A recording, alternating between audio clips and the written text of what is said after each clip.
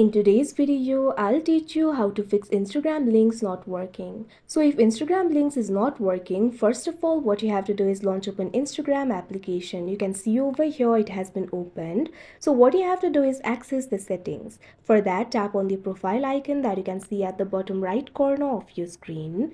After you do that, you can see over here, you'll be led to the profile interface. Tap on the three lines that you can see at the top right corner of your screen. Now you can see over here, you'll be led to the settings and activity interface. Scroll down. Now over here, you'll be able to find the section for your app and media.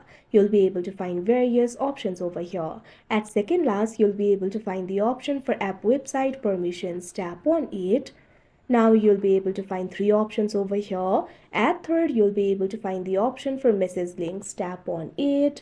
Now over here, you'll be able to find the option for open in external browser. Make sure this option is toggled on. Simply tap on this button in order to toggle it on.